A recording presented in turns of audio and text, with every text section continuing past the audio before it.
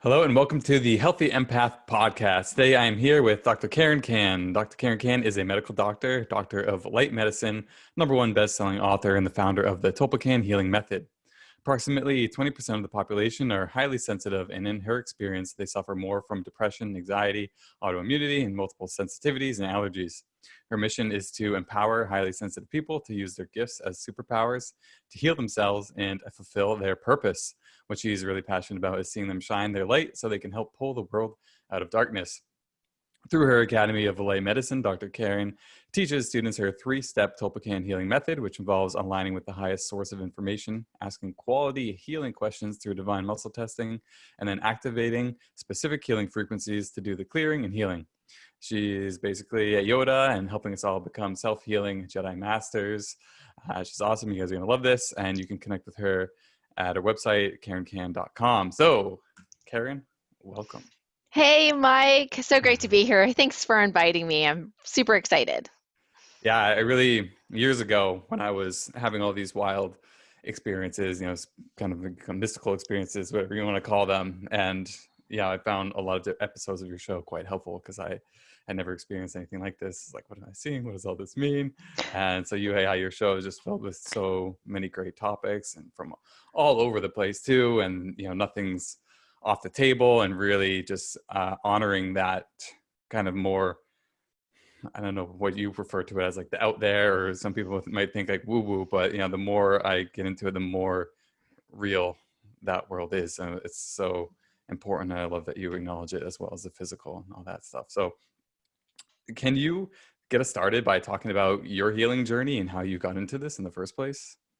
Yeah, for sure. Thank you. And thank you for sharing, your stories too, and also for being on my Light Warrior radio show. That was awesome because I don't have as many male, highly sensitive people who are at this leadership capacity that I know of. And the ones that I do, I definitely hold dear to my heart. And I have young people that I've mentored since I met them in my clinic as a holistic medical doctor and acupuncturist way back when. And so I followed them up. I'm now retired from that, but so now they're growing up in their 20s and soon to hit 30s. And so it's just, and I have like half boys, half girls. So it's just amazing to see their development over time.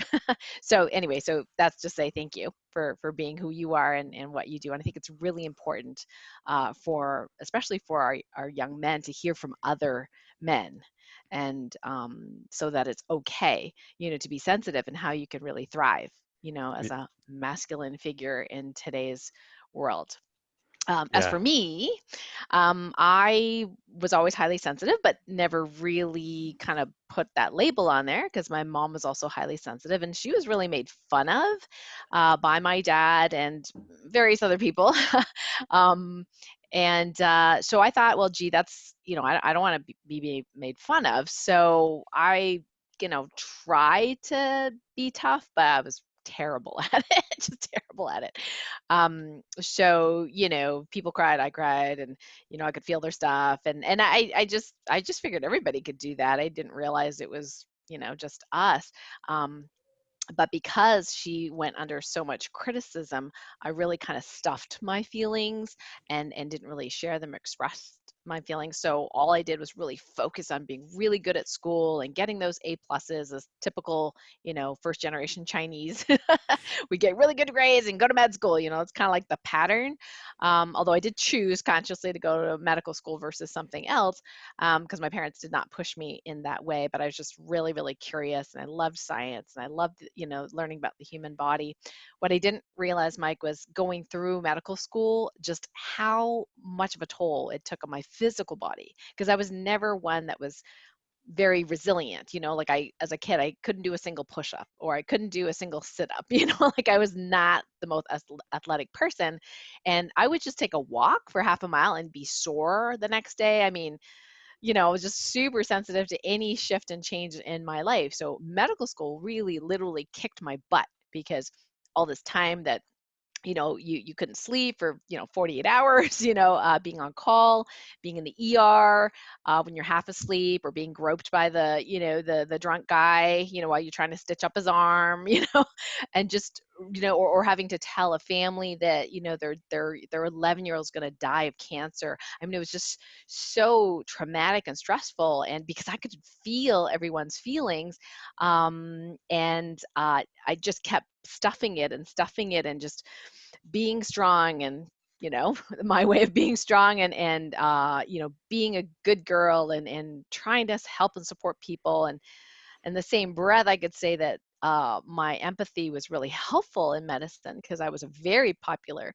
doctor, because I understood people, and I could, share things, and they said, "Oh my God, that's exactly how I feel," right? So that was really great to have that as a medical doctor. But on the other hand, my physical body was just breaking down. So it wasn't, I was in my early 30s when my body just kind of, I went through some marriage stress, and just kept denying it, just kept pushing, trying harder, harder, harder. And then finally, I just burnt out completely and ended up with fibromyalgia, chronic fatigue syndrome, autoimmune disease, depression, um, multiple chemical sensitivities, and multiple food allergies and intolerances, and my life was literally miserable. And I actually wanted to die. I actually was thinking about how could I kill myself and the insurance would still go through. And I was thinking I could use potassium, because no one would know the difference. Like, I was going through that line of thinking, because I was so down and out at that point. Because um, my whole ego was wrapped around being this amazing doctor, and then now I was like partially disabled and couldn't do what I loved. But that was a beautiful, even though it was the dark night of my soul, that was like at that time, the most beautiful thing that could have ever happened to me.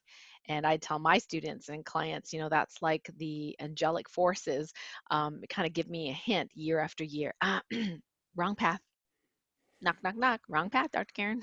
Knock, knock, knock. No, no, too stressed out. You're not happy. And I wasn't listening. And so finally, it was like, I call it the angelic 2x4 mic. So finally, the angel's like, okay, get out the 2x4. She ain't listening. And so I was like, right? So then I had to get sick, and that's exactly what had to happen. And it was beautiful, because I was able to get to that horrible, horrible feeling that now I understood what my patients were going through. Finally, like, I just never really understood. I thought I was compassionate. I thought I was non-judgmental, but not until I got sick and thought I was doing everything I could at the time. I was like, oh, what do you mean I'm sick? I'm trying so hard. And then I realized, guess what? Most people do try hard. I mean, they try hard of what, to help themselves based on what they know. So I decided finally one night, after crying myself to sleep again and again, that I was going to live. So I committed to live, and it was like this little voice, my own voice, but it was like this little voice inside me kind of said, you have a choice. It's very nonchalant, very bland, no emotion. And I'm like, no, I don't. I have to do this. I have to stay in this marriage. And da, da, da. And the voice just kept repeating, you have a choice. And I was like, what choice do I have? And then I thought to myself, wait, if I'm really going to live, I'm going to start making choices based on what's for my highest and greatest good, even if it pisses someone off. Oh my God, that was so scary. As an empath, that's really scary, because, as you know, we can feel other people's stuff. So that means if someone's upset at me, not only can I feel their, see they're being upset, but I can feel it in my body how upset they are. And it's almost like an attack or an overwhelm. Not that they mean to attack me, but it's like an overwhelming feeling. So what a lot of us highly sensitive people do is we try not to make the other person mad. We call that codependency, because not only do we, want them to feel good, because, but we don't want to feel they're bad. And so that's what I was doing for most of my 30 something years of my life. But then finally, I just made that decision that, yeah, I'm going to live, and I'm going to piss people off. So yeah, so I told my husband I was going to divorce him. I told my family I was going to divorce. They freaked out, or at least temporarily. And it was hard. But I just kept making that decision day after day. Okay, what do you want to do, Karen? And I was like, I don't know. I was like really lost. Everything that I ever wanted to do was whatever my husband wanted to do, because I was feeling his energy for 16 years. And but little by little, after the separation, I just started what do I want to do? What do I want to do? And then finally got to really know myself. And thank goodness for all that illness, because I would never have connected with spirit. I would never have connected with my own personal healing. So I healed my physical body in about 2 years, continue to heal on all levels, mental, physical, emotional. And then, as you know, wrote a best-selling book, Guide to Healing Chronic Pain, a holistic approach. And that doesn't even include the woo-woo stuff. Just touches on a little bit. And then now, looking forward to helping a heck of a lot more people, in the future that are highly sensitive like me, just be able to thrive and not just, stuff and stuff and stuff their feelings and try to be normal, which is highly overrated. So I know that was kind of a long story based on your question, but this is the first time that I actually told the whole thing in such detail. Oh, wow, wonderful. Well, my question was, what is the story? So you answered, and I loved every piece of it. And yeah, just kind of imagining, going through that experience of even just like med school and being highly sensitive, like in hospitals. Oh, it's just like the worst. Like even if I have to go to the doctor and they take my blood pressure, it's always like way high. They have to do it like 5 times before Yeah, it's like finally absolutely. normal. Absolutely. Like we can feel, like we just walk into the hospital, we can like literally feel all Heart the starts energy that's racing. left over there, like including sick people, people that have died. I Sometimes there's ghosts there. I mean, who knows, right? Whatever energy. So a lot of sensitive people that walk into a particular area and then immediately start not feeling good. And half the time they don't know what it is. Yeah, it's so like there's so much energy, and that's why I was just telling you about the home birth we just did, and that's part of the reason why. Well, there's a lot of reasons, but why we wanted to be at home, and even some of these nicer hospitals that are really making these nice birthing rooms, which is a phenomenal step. But if you're a sensitive soul, it doesn't matter because that energy is still in the whole hospital, and it'll It find its is. way in. And I've done healing with people who from C-sections, right? They go under for they get a C-section, and then there's a huge opening, so all this energy just comes in, and then they have to release all that. So yeah, that would be exhausting, and I don't even know if I could do that. So, but then yeah, kudos to you, and I guess led to you getting sick, and then so when you started to heal, it sounds like the most powerful healing force was just you kind of saying yes to yourself. Um, but and then on top of that, so are there actual like things? Did you start changing like what you ate? Did you start like doing some type of like moving or picking up some different health practices? How did it unfold from there to get to this place where now you seem extremely vibrant, and being here on the video with you just just the sound of your voice just is so everything's so healthy and strong. So what was the path like there? Yeah, thank you for asking that. Uh, you know, I think you're absolutely right that the number one thing was really that commitment to myself. And I think I misinterpreted my religious Catholic. I call myself a recovering Catholic. Um, my religious upbringing, and it's probably not meant to be this way, but the way I interpreted it was that I needed to sacrifice myself to help others. I know it doesn't help that Jesus died on the cross, and yes, that was literally a sacrifice. But took it literally in my life that I needed to sacrifice myself for the benefit of others, not realizing that me being at 10% strength really did not help other people to the extent that I thought I was helping them. So I think the biggest thing after that commitment was just allowing the next thing to show up. And some people call it intuition, some people call it guidance, some people call it synchronicity or signs or luck. But it was like I would just be drawn to a particular book or a particular movie, or would find out, oh, there's a Reiki master in my own town. It's a small town. Oh my gosh, and meeting her, and she's like, well, I have a class. It's called the personal transformation program. I'm like, yep, that's what I need. Right. So, and taking this class, I think I probably took the longest time to get my Reiki master. She was very, very particular about it, but 5 years.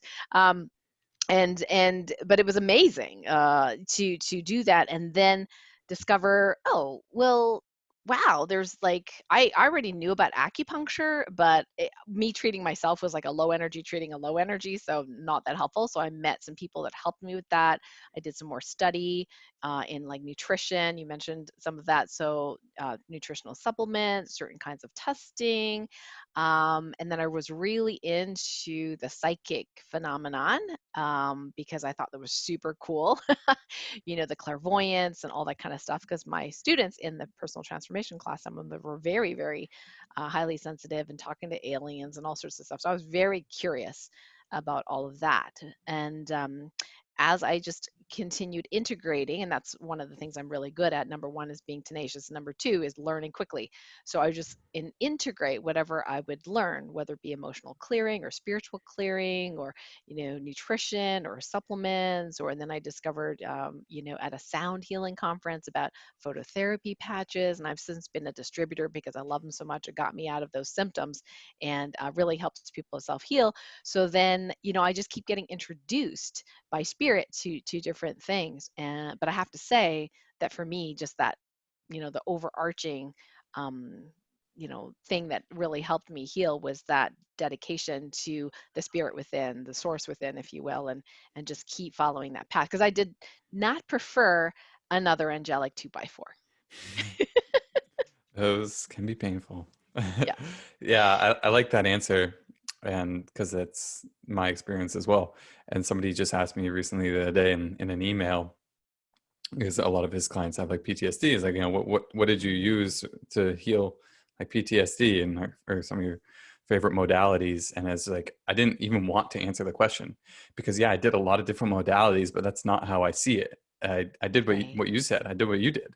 I just followed the nudge, followed it, and made like the commitment from the heart, and then followed that path to the next thing and the next thing and the next thing. So yeah, I mean, I did so many different things: acupuncture and sound healing and ayahuasca and mushrooms and tons of different energy healing and fasting in nature, and just like it's not one thing, it's just walking the path, right?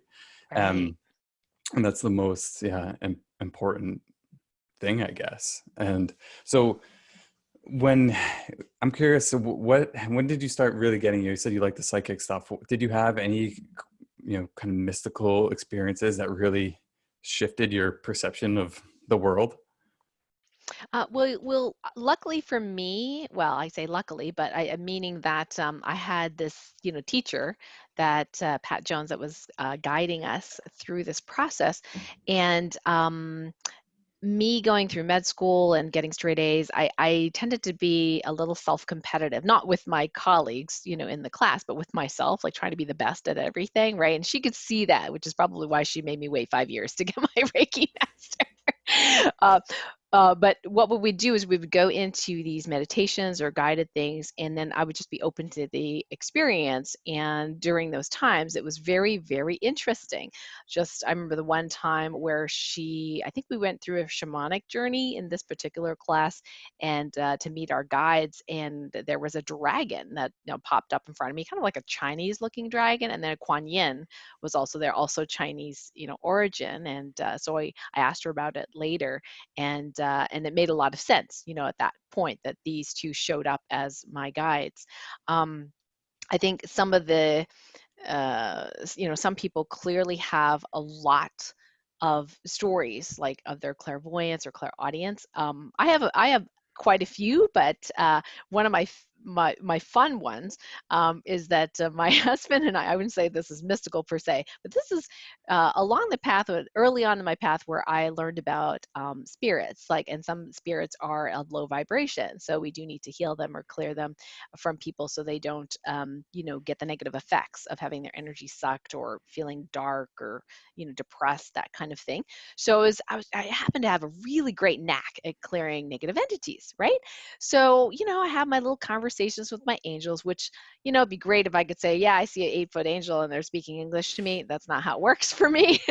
But sometimes we'll have these little conversations. And so I'm driving back, with my husband from the skating rink. We're both, figure skaters. He's driving and we got the windows down. It's in the summer and I hear something. And it was funny because I was looking at the license plate in front of me, in the car in front of me, and I couldn't quite make it out. I thought, oh, that looks interesting. What does that say? And something answered me.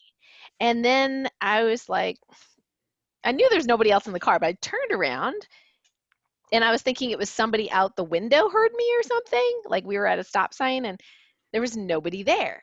And I said to James, was that you? He goes, no. I was like, oh. He's like, what was that?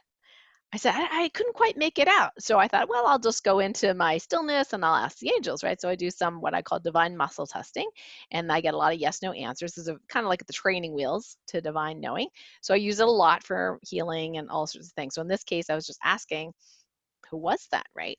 So, and I'm figuring maybe it's a ghost, a lost person, like, obviously it wasn't a, human that I could see.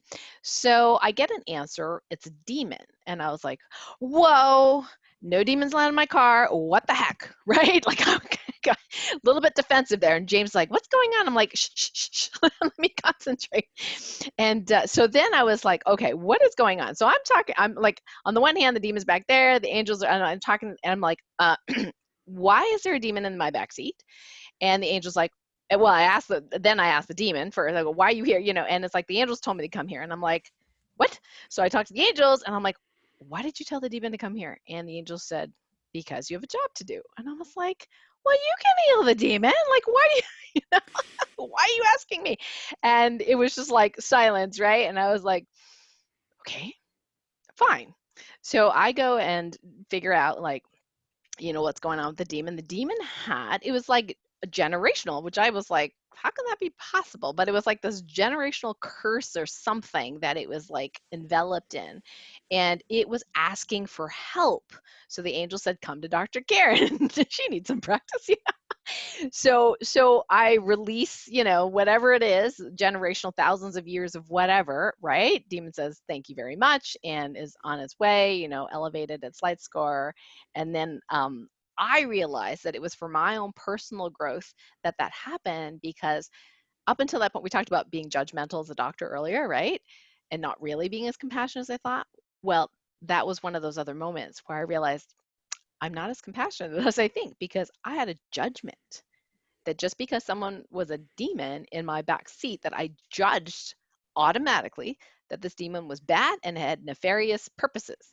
But in this case, spirit was trying to teach me, and my angels were trying to teach me, not all demons want to be bad. I was like, whoa, mind blown, right? So so after the healing, then it shifted my perception, and then it really helped to really even hone in on my mission, which really is that harmony for all of us, whether we be demon, alien, human, bacteria, virus, whatever it is, that there is another state of being that we can be in, and be in harmony with each other. So anyway, so that's one of my favorite funny stories. I have a whole bunch of them, but that's one of my funny stories, psychic stories. I like it. I like it. And yeah, can you talk a little more about some of these? So actually, I went through this long phase of entity nonsense, really annoying. But then, yeah, I think I learned a lot of it from that stuff from you.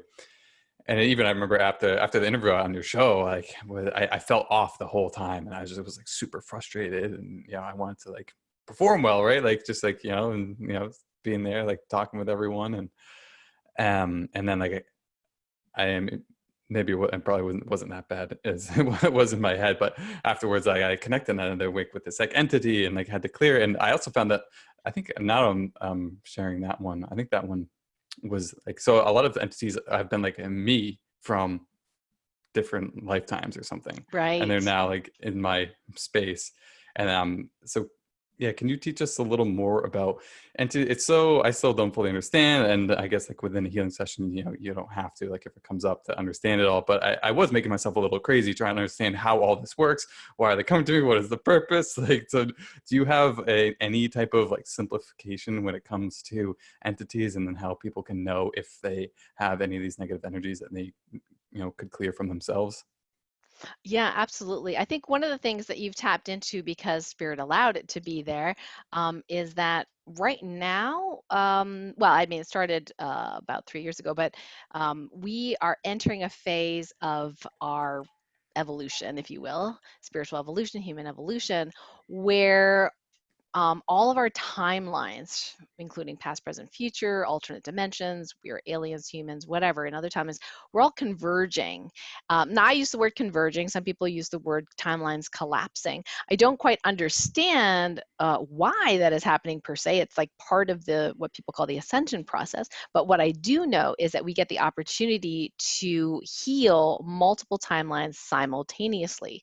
Like in the past, people may have heard of, past life regression, where you go to a past life, you see there's an issue there. Maybe a person was like a healer that was ostracized and then burned at the stake, something like that. Then they have, a fear of being tied up or fire or doing their healing gifts in this lifetime, and they can't express themselves because they're literally a fear, they literally are fearing dying, on the stake. So I had one where I then was, sorry to cut you off. So I had one where I was scalping Native Americans for money. Yeah, exactly, exactly. And so those memories can be really traumatic for us.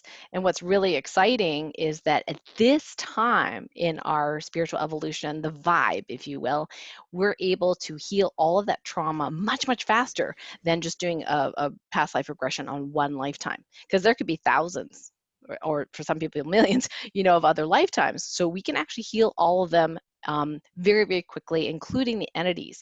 So sometimes when people get into that space where their spiritual gifts expand, which is what is happening to everyone, even the non-sensitives, our spiritual gifts are expanding. Our ability to feel, sense, hear, taste things from other timelines can show up, and it shows up for resolution. So entities can show up from other timelines that are not literally here, but we can feel them like they're here because they are around us in other timelines. So sometimes we've, in addition to teaching people how to clear their home, or clear themselves, sometimes we'll have them go and project that clearing based on our protocols to all their other timelines at once, and sometimes specifically to their home in another timeline, or to another version of themselves in another timeline in order to clear it all. One of my healer friends, actually, when this was happening, we call it, an ascension process. She started using some of my tools, and the healing was going actually fairly quickly. And what was happening was she suddenly went from not noticing entities because she had gotten rid of them from this timeline a long time ago, to suddenly being able to sense them. They weren't necessarily attacking her, but she could sense so much more. She was kind of mini freaking out. And so we went on this call with a trusted friend of hers, and he kind of monitored what we were doing. And when I did my testing, my Topocan healing method, we do some testing. So I tested that all the entities that she was sensing were all from her other timelines. And she said, she admitted that she knows for a fact that in other timelines, she was not the nicest person. She said that she did some pretty maybe nasty stuff in those timelines. So, but she was freaking out because she could see them. She could see them, right? And I said, well, what we could do is create a clearing vortex for all your timelines. So even before I finished the sentence, right, with the intention, what happened was she could see this vortex going on around her, and all the entities were just automatically healing. They were like, she said they were coming and like hitting that vortex and then just going up and disappearing. And you could literally hear it in her voice, like, like this sense of relief, relief that's going on. So I think for people, I think pretty much almost everyone on earth has been attuned to the kind of energies that I've been using, which I now name Topocan healing energies. That was one of my soul missions in another timeline, which I did not complete, but I did complete in this timeline, was to attune all of humanity, or who, with the exception of the few that don't want it, with the connection to those energies from archangels and other light beings, to be able to clear and heal things very, very quickly. So just imagining, the vortex around you, and then imagining maybe in your mind, thousands of other yous, and then creating that vortex in all your other timelines can be a really, really speedy way to just heal them all. And if you still have, an episode where they come, sometimes if they don't clear automatically that way, sometimes it's because you need to know more. Like just like that time where, my car's protected and the demon showed up in my back seat and I'm like, what the heck, right? I've got the car under protection. But the thing was I needed to learn something. I needed to understand something. So Spirit's like, well, no, guess what? We're not going to have your vortex work until you understand this one piece. And one of the understandings is that, for me was not all entities are bad, even though they're low vibration. Some really are tired of just being a demon, or just tired of where they're at and they want out and they don't know how. They don't know what to do. So they're guided to the closest thing to the light, or not the light, but the closest light that they can find, or they're literally told to go to so and so, because that person has enough light radius to be able to clear them automatically.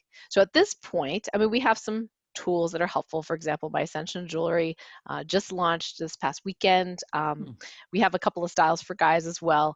And so just wearing the jewelry, unless you need to know something, will automatically clear anything in your space, entities and things like that. So people can just feel calmer and more protected. And it's not just entities, it could be negative energy and emotions from mass consciousness, from the news, from a movie. There's all sorts of things that can bother us. Hmm. So you'll have to try it and let me know how it goes. Yeah, yeah, that's cool. And I didn't know you launched that jewelry too. I'll have to check that out and share that with people. And yeah, it's interesting you say that started a few years ago with that kind of stuff, because that's when it started happening to me, and it went on for a while and then just completely stopped. And it's been like so long before I've had that experience, but I can also relate it to my own healing, right? And like when I did have, like that PTSD energy, everything was like so frantic, and I was in this just like Mm, hyper kind of like, I need to heal everything that exists within me so I no longer have to feel any pain or discomfort type of thing. And which understandable. is not how it works. But yeah, so it was like that my like obsession to kind of like creating more and more of it, which I guess at the end of the day, worked out, because I got to heal through a lot of stuff before I finally learned how to relax. And yeah, so it's almost, so you think they we're all like, our energy is shifting or evolving, and as it comes together, all this stuff is kind of like coming out and needs to be healed and cleared away. Yeah, there's actually, I've documented 4 phases of the ascension cycle, meaning that we have these upgrades. And if you look at spiritual circles or Facebook or Instagram, whatever, it sounds great on paper. Okay. Oh, we're getting great new energies and such is coming in. You're going to see so much more light. And that's true. And at the same time, it can be really uncomfortable. Okay, because it's like cleaning out an old closet that you haven't thought of in 30 years and you don't know what's in there, right? Like there's like old baseball mitts, there are molding, there's spiders, there's like cockroaches, I mean, all sorts of stuff in there, right? So when you start cleaning, it can be a little bit messy. So during these ascension upgrades, we've documented there are kind of like 4 phases of the cycle. The first phase I call the rising phase, and this is where we are connected to higher and higher dimensions.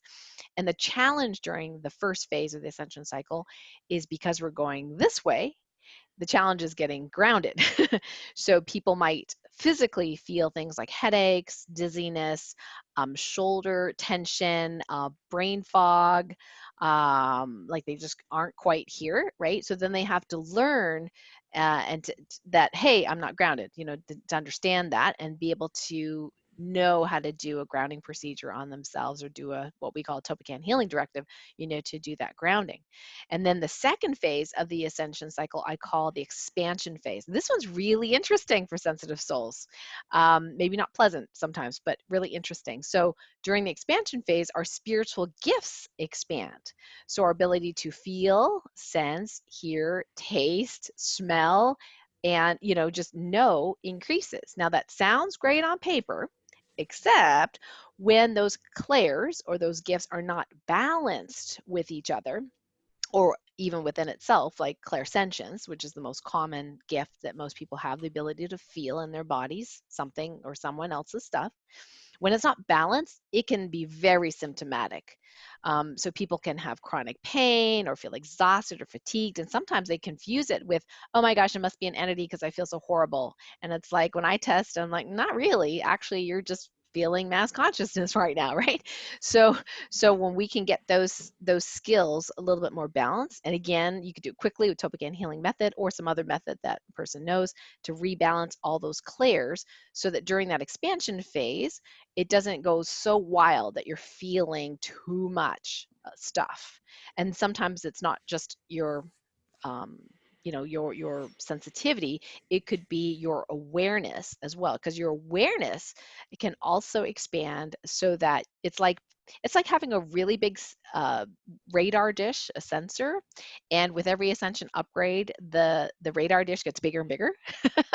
And so you're sensing more stuff. So not only are you sensing stuff in our solar system, you're sensing stuff in our whole galaxy, and then the next upgrade, you're sensing stuff from multiple galaxies, and the next upgrade, you're now sensing stuff from multiple timelines and multiple galaxies, right? So this increase in gifts and your ability to be aware, we need to be able to bring that back to the present, which is why so many spiritual teachers talk about the power of presence, right? Eckhart Tolle and Byron Katie and lots of Deepak Chopra, right? So because when you're fully embodied in the present moment, and I have my own way of teaching that, which is in one of my freebies, which we'll talk about that in a minute. When you're here, fully here, what happens is that your awareness then starts to recalibrate itself. And when you're back into the present, you're not as much paying attention, to all those other things that are irrelevant. I had one client who's highly sensitive. She can see ghosts from time to time. She literally came into my office. She says, I'm having trouble understanding people. I'm like, what do you mean? She goes, their mouth is moving. They're speaking English, but I can't understand them. And I have to keep saying, what? What? What? And they're getting annoyed at me. I said, okay, let's check it out. And this was her problem. Her awareness has expanded with one of the Ascension upgrades. She literally, her like nervous system was trying to pay attention to billions of packets of information. She could not process English. So what happened was we brought our awareness back to the now. It only takes about 3 seconds with Dopacan healing, right?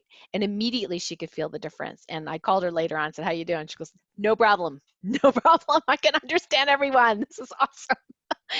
So that's an example of that awareness, and then the third phase of the ascension cycle is the resistance phase. This is when a lot of people do sense entities if they're highly sensitive, because it's not like there's more entities in the world. It's more like entities that can be healed now are now uncovered and revealed that they were hidden before.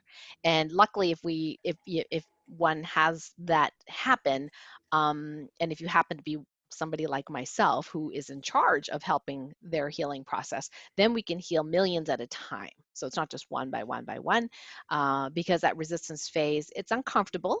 Sometimes our electronics don't work, it seems like there's more entities, but once you can get through that phase and heal those pieces on behalf, my job on behalf of humanity, then it's less painful. And then the last ascension phase in the ascension cycle is what I call the integration phase. And this is where all those beautiful new higher vibrational energies fully get integrated in all parts of us, physically, energetically, mentally, emotionally, dimensionally, spiritually.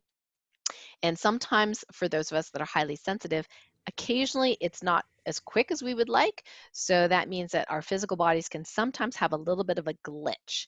And I can tell in my body if I'm not integrating all the ascension energies quickly, because suddenly I won't be able to process magnesium or a mineral, and then my back will start tweaking. And I'm like, that's interesting, but I know what the sign is. So then I'll just check.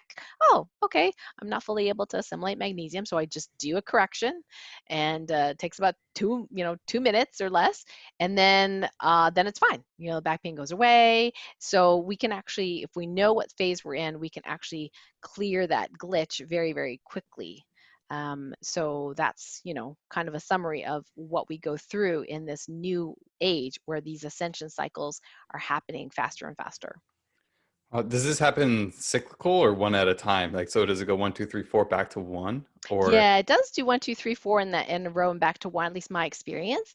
There are some highly sensitive people that are so aware of their other timelines that their other timelines are going through the cycle at a different phase. So you and I might be going through phase 2, for example, which is the expansion phase, but they're able to feel multiple of the timelines. So they're going through 1, 2, 3, and 4 all at the same time, which is very challenging. These are very, very highly sensitive people who are light beings in another timeline. They literally have no body, and then they decided to embody in a human. So all of a sudden, they go from this light, unbounded, amazing light body, right, into a small, you know, dense human body. And sometimes they have trouble making their human body work. So they can have some very specific physical issues.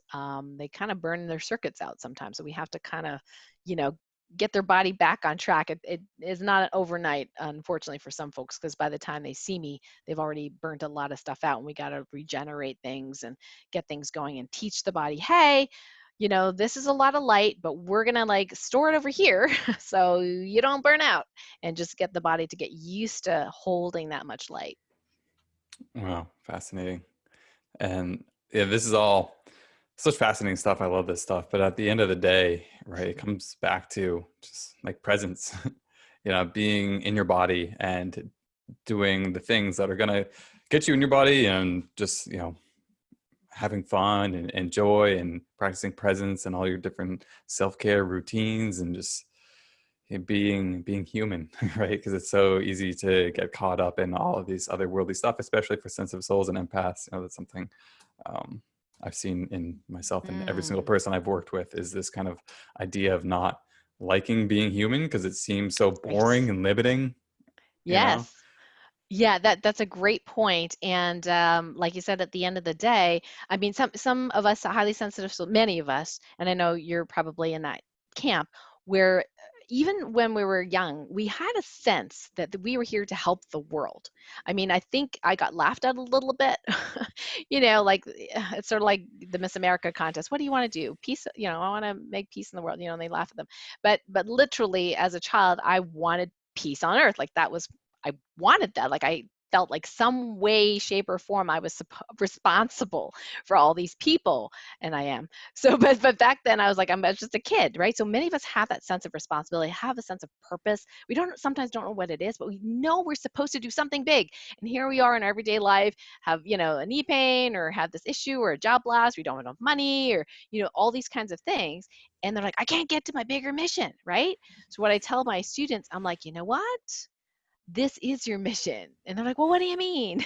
I said, well, you do have a foundational mission. We can definitely test that. But you overcoming whatever it is that's in your current reality right now that is uncomfortable for you is part of you helping the world. And they're like, well, how do I help the world? I'm struggling. I said, well, when you overcome the internal struggle and make those steps to make those changes, what happens is that sensitive soul in this dense human body, now we actually have a blueprint of you being healed or you healing. And that blueprint is what we call a positive morphic field. And that field is now available for all other people that are similar to tap into. Just like when Roger Bannister did the first 4-minute mile, they said for 20 years prior to that, it was impossible. That people can't run that fast, right? But the minute he did it, within 18 months, a whole bunch of other people did it. And you could say, oh, well, it's because they were inspired. No, it's because he set up the positomorphic field of having had it done already. And other Mm. people can tap into that field. And I have multiple examples of that. Alexander Bilodeau from Canada, in the Vancouver 2010 Olympics, first gold medal in Winter Olympics in the home soil, which never has happened in Canada up until that point. The media was going crazy, these poor athletes, about how they never win gold. They never win gold at home. They never win gold, right? Over and over and over again. And this guy breaks through that and he wins gold early on in the 2010 Olympics. And then there was like 13 golds for Canada, like the most ever at that point in Winter Olympics, not to mention home country. Anyway, so it was just kind of crazy. But that's what we are doing. So no matter what we're struggling with right now, that is the mission at that moment. As we get more and more peace, more joy, no matter what's going on in our life, we actually extend and expand what I call the light radius. So anyone that's connected to us, even virtually, starts to get the benefit of that. So we don't have to be perfect, and we don't have to have a perfect life, and we don't have to have bazillions of dollars, in order to make a difference to other people. Just by being us, being fully embodied, and fully being willing to do that path is hugely helpful. And just surrendering to your own human experience and yeah, Yes, being yourself. And I know, yeah, people go fight it so hard, going, kicking and screaming, and they just want, no, I'm here to do all this. I'm this great, soul with these awesome powers, and it's supposed to right. be easy, and everything should just be handed to me. And then, yeah, like what? Like, I didn't sign up for What do you mean this. it's hard work? Yeah. What do you mean I signed up for this? Really? Like, yeah, really. Yeah, I know that quite well, and it's funny to see how that's so similar, and so many people being like that. And then for me, I had this other thing too, that I had this magnificent experience in a mushroom ceremony one time, and I at one point I was taken through, and I was just holding the earth in my arms, and I Mm, felt like I was saying these words for everyone, but I was just holding it and holding her, and I said, "You are enough for me," because so many mm, people have this, "Oh, I'm not enough for this person. I'm not enough for this. I'm not enough for this world." My thing was, I'm enough. I was like, this world isn't enough for me. This world, it's so limiting. People are so nasty and like, oh, just kind of like mm. low vibrational and unevolved and blah blah blah blah. Not unlike me, right? Ultra Ego spiritual. there is, yeah, the magnificent ego there. But yeah, but it was a real experience, and it was just like kind of being able to surrender. It's like, what, this human experience is enough. I don't need Mm, to have all these things that I think are magical powers, right? Like the magic that we have here as humans is in a different way, not maybe not in the way that we experience in other worlds and other lifetimes, other dimensions. And then so just tuning into the magic of the human experience is just such a healing thing to be able to do that. If you can do that, then you'll be in your soul purpose and experience and mhm. embodied, and it'll be magnificent. So Yeah, that's like that heaven on earth, right? yeah. We come from other places, other planets, other realities where it's like maybe closer to what we would consider heaven all the time. But to have that and bring that into and through the three dimension, fourth, fifth, whatever, and have it embodied, what you're saying is truly a miracle. And so each of us are exactly doing that. Yeah. Wow. So can you talk more about sensitive souls? What is it? How do you know? And how do you activate, your purpose? And you have a whole book coming out on this subject, right? So can you, I meant to ask this a little earlier because a couple questions I wanted to get to, but might not happen. So can you just, enlighten us on all that good stuff? Yeah, so who I call highly sensitive souls, the research term is highly sensitive people, or HSP, So that's the same and thing you consider? well, sort of. Yeah, because they're usually the same people. But the way in research that they talk about them is based on kind of like what they're dealing with in their everyday life symptoms, which really crosses over with problems that sensitive souls have. But I'll give you my definition as well. So in Elaine Aron's research, the highly sensitive child, the highly sensitive person, they talk about people who are highly sensitive to loud sounds, bright lights, chemicals. They can't stand, being around angry people or crowds. They feel uncomfortable that way. They feel drained. Anything that's too much sensory input, like it just really bothers them, like the news bothers them, that kind of thing. And so that's about 20% of the population, according to her research. But that was 30 something years ago. And at least in my testing, we're now I can't prove it because I didn't do the research she did, but I think we're up to almost 30% now, because there are more and more highly sensitive children being born with really amazing intuitive skills, varying different types. Now, the sensitive soul definition, I extend that because I work in light medicine, spiritual medicine.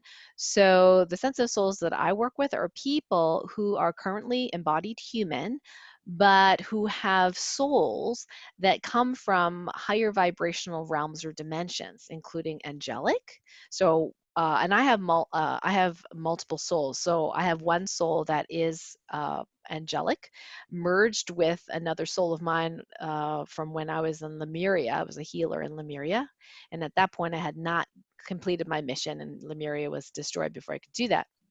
My other soul is actually a light being soul. So that highly, highly, highly, highly sensitive soul we talked about. Lucky for me, it's only half my soul. So I actually do pretty well in my human body. So I have two souls. And so there are other types of soul types. Now I kind of summarize them. There's different ways of talking about them. The indigo souls are the ones that are here to really revolutionize people's thoughts and their opinions and some may or may not be as spiritual as some of us would like them to be, but it doesn't matter because they're still evolving the race and evolving our thoughts. Like an indigo might be, say, Steve Jobs, the creator of Apple, right? Because he's constantly pushing the envelope. People saying you can't do that, you can't do that, and he says, well, let me show you, I'm going to do it. Right? So those are the kinds of people that push the envelope, and sometimes they cause a revolution. The indigos are like that. The earth angels, on the other hand, tend to be very soft and gentle folks. They really abhor violence, and they just want everyone to love each other. That's their energy. The star seeds, they can be various different types from various different planets, previously, now human. And also there's the embodied ones. They had a body of some sort before, and then there's the light beings we talked about earlier. They're generally both very, very highly sensitive, and they can reach those higher spiritual realms and dimensions usually very, very easily. And a lot of their job is to embody love, peace, or joy, and then to bring that into the human experience, those energies. And then there are some people who also have the skill set of an empath, meaning that they feel other people's stuff, but they also transform and transmute whatever energies they feel as well. I call that like a functional empath, meaning that they auto heal other people that are around them. And then there are other that are not quite soul types, but more like DNA types. Like you could be an ET human hybrid, you could have ET human DNA, and there's some thoughts that human DNA actually is hybridized anyway, but we're talking about on top of that base, hybridization. Other ET have tried to elevate the consciousness of humanity by integrating ET and human DNA. Can that be bad sometimes? Yeah, there's some species that did it for not so great reasons, and we do that a correction in Topocan healing for those types. We actually neutralize the negative DNA, but a lot of times it's positive, and then we can help to integrate it. And there's some other things that sensitive souls can go through. They can go through walk-ins. For example, a soul can come in later in life, and then the first or birth soul can walk out, so that the second soul, they already agreed to this prior to incarnation. The second soul is there to actually do the mission, and usually it's a big mission. And then there's soul mergers, where we have a soul here, and then a soul from another version of us, from another timeline or dimension, comes to merge with us here, who is a high vibrational soul, and they are here to help us in our mission, but it's really still us. But another version of us. Sometimes it can get pretty complex. And sometimes another soul can joyride in our body that's not for our highest and greatest good. We have to discern that, because sometimes they have entities and other things attached to them, not a ghost, literally a soul trying to, occupy the space. And so we actually have to heal them and remove them and make sure that the person has some sort of filter, so no other soul merger can occur. So we do what's called soul typing in our Topocan healing method. So I teach my students to do that, so they can actually check in to see what soul type they are, or their family members, and they can have some idea about what their soul mission is. And we have a whole chart, actually. This is some of the charts from my Topocan healing method. Chart 1 is sort of like we can muscle test what negative things need to heal. Chart 2 is positive things and blueprints that we can download to people if necessary. And chart 3 here is some other things we need to know, including who you are, which is at the top, that soul mission. Sorry, this is the soul typing. And then the second part here is what we call the soul mission matrix, where we can muscle test what kind of mission you have in this timeline foundationally. So, it's not that hard to do, and most people are really thrilled when they actually understand and learn their soul type, because a lot of what's happened in their past completely and finally makes sense to them. That's such fun stuff. People are probably like losing their minds right now if they're semi new to this, just wanting to learn more and know what type they are. And it can be, yeah, you can get lost in it a little bit. I went through a phase too of where I just ended up getting a little too much in my head, but then kind of like talking about earlier, just come back to the body and presence and more peace with where you're at, and then kind of can make sense of it all later. And yeah, I've had the experience of being like more like an angelic soul or earth angel, which is why I did do a lot of work for my deployment to Afghanistan to reclaim like that Mm. part of myself that I, kind of like cut off, to so that I could go through like my experience there, and then bring my like my soul or back in my body, or at least certain aspects of it. And so yeah, this stuff is a ton of fun. And I know we're coming up on the hour, but is there anything that you have to add? Is that going to be in the book? How can anything about people in, with like their healing gifts in terms of a lot, because that's what I come across a lot with, with empaths, that people want to know, they want to utilize their healing gifts or figure out what that is. Is there a simple way to do that? You don't have to explain it now. You could just reference some programs that you have, or whatever you got there. Yeah, all of us have all the gifts at different varying levels. My clairsentience is my dominant gift, the ability to feel. And that tends to be, in my testing, about 80% of my clients that is their strongest gift. Others, it's clairaudience. So their intuition, actually, they'll hear a word, or see a word even in their minds, or see a picture. My clairvoyance, my inner clairvoyance, I don't see ghosts out here. I can see them in my head. So my inner clairvoyance. So these are all things that are naturally evolving in all of us, especially highly sensitive people. And so in my book that's coming out hopefully this fall in 2020, Sensitivity is Your Superpower, I talk about how important it is to honor and harness those gifts, to be able to train those gifts, because it's not that people don't have them, because they keep going, I want to elevate my gifts, I want to open my gifts up, and I'm like, they're open, baby. Too open. You got to manage them, because that's why you're having all these symptoms. Okay. So people don't understand when they're asking for greater gifts, greater gifts. Well, yeah, you're getting them anyway. And if you ask for more of them, you have to learn how to manage them. Just like giving a 3-year-old an ice cream cone and give them a triple decker ice cream cone. Do you really think that triple decker is going to last very long? Right? So God, or source gives you what you can handle. So in my book, Sensitivity is Your Superpower. So, how to harness your hidden gifts so you can fulfill your purpose and create a life of joy. So it's really about how do we apply some of these superpowers to specific things. So we teach you different skills in each of those. And the soul mission matrix is actually in the book. So we actually share with you how to extract your soul mission, how to do divine muscle testing, and how to change the weather. We love doing this. This is so fun. I mean, literally now, I sometimes I don't even bother doing the whole technique, because I'm doing the stillness so often. It'll just be like almost an afterthought. It'll start thundering and I'll make a decision. I'm going to walk the dog. So we'll walk the dog and it just waits for me to finish. I come back in 2 minutes later, it's pouring, right? And it's like, okay, thanks, guys. And I give thanks for that. Traffic magic, transmutational bubble magic. This is where you put a bubble around someone's outside of their auric field if they're very negative, so that they don't have to, well, or that they won't hurt someone energetically as much, because they might have entities you're not allowed to clear for them, things like that. So there's a lot of different skills in there. The nirvana of no, perception kung fu, all these different skills in there. So you can really harness your superpowers. And what I'd love to do for your listeners is to give them a little preview with a freebie of mine. It's called the Sensitive Soul Empowerment Guide.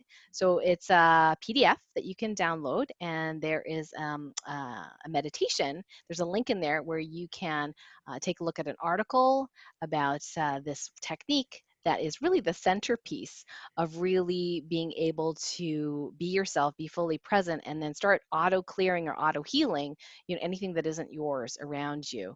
I call it STOEM, stillness through observing internal movement. And so there's instructions and a link and even a free meditation you can download in a free class that you can connect to just through that freebie. So if people are interested, they can go to sensitivesoulguide.com and sign up for that and get those freebies. And you'll learn, the three major mistakes that highly sensitive souls make, and then the three ways of navigating your way to more peace, positivity, and personal power.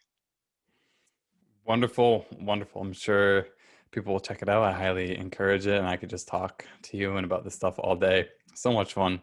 Thank you so much for being here. Any It is final so notes? fun. Where's the best place to just to follow along? Or is there like a social media place, or just go to grab that free download and then get on the email? Well, definitely sensitivesoulguide.com. Highly recommend that you connect with that freebie. And then on social media right now, the best place to go is lightwarriornetwork.com. And it's just a quickie link that will bring you right to our social media group. It's a private group. We do like monthly mini healings where we do Topogan healing method, and we do group healings. We do a weekly healing as a group just for each other. And so we have cool events there, weekly, support and things like that. So lightwarriornetwork.com is a great place to go if you're a like-minded soul and would love some support. Oh, thank you again. You are truly an embodied soul living your mission, and it's beautiful. Thank you again for being here. Oh, thank you, Mike. It's been my pleasure. All the best. Lots of love to you and your family. Thank you.